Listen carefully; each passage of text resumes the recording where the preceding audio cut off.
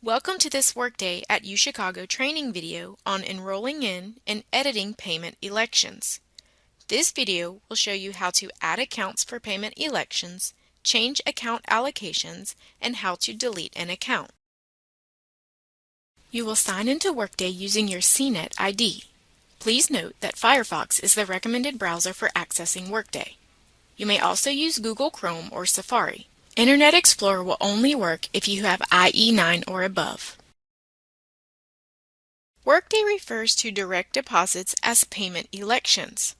Click on the Pay worklet to enroll in or update direct deposit information. Click on Payment Elections under the Actions column. Click on the Add Elections button to add elections for the first time. Notice that we are setting up payment election options for direct deposit.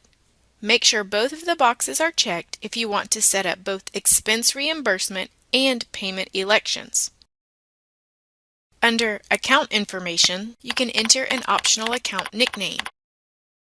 Use the radio button to select whether this account is a checking or a savings account. Enter the bank name in this field. Next, enter the routing transit number for your bank account. And finally, enter your bank account number.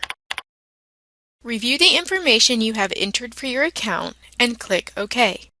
Notice the checking account has been added and assigned to payment election and direct deposit. In Workday, you have to add each account in this step before you can assign it to a payment election or expense reimbursement.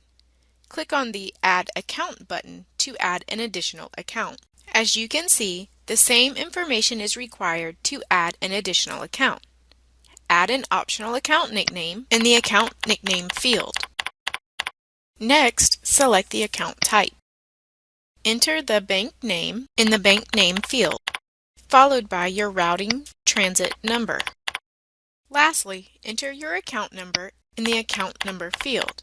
Review your information for accuracy and click OK to add this account to your record. Both accounts are now listed. Continue the process of adding your accounts using the Add Account button. You are allowed a maximum of 6 accounts. When you have added all of your accounts, scroll down to the Payment Elections area. As you can see, the Family Checking account is the only account listed. Click on the Change Election button to get started. You have to go through the Change Elections process to assign the accounts you have added.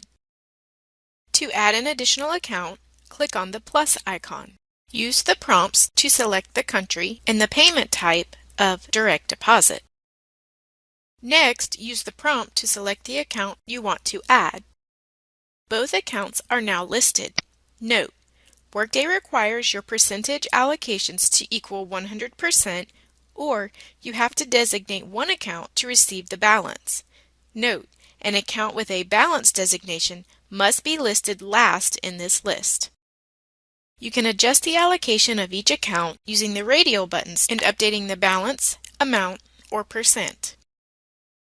Recall that if your account is listed with the balance option selected, it must be the last account in the list.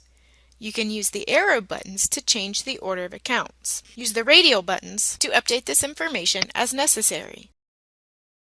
Click OK to save your changes. Both accounts and their elections are now listed. If you have finished entering accounts and updating payment elections, click on the Done icon at the bottom left of your screen. If you need to remove an account you previously set up, you must first remove it from a pay election assignment. To do this, click on Change Election.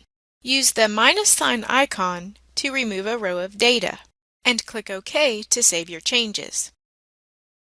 Now that you have removed the account from any payment election assignments, you can delete it from your record. Click on the Delete Account button. Then click OK to delete the account from your record. Click Done when you have finished editing your accounts and payment elections. This concludes the training video on payment elections. Thank you for using Workday.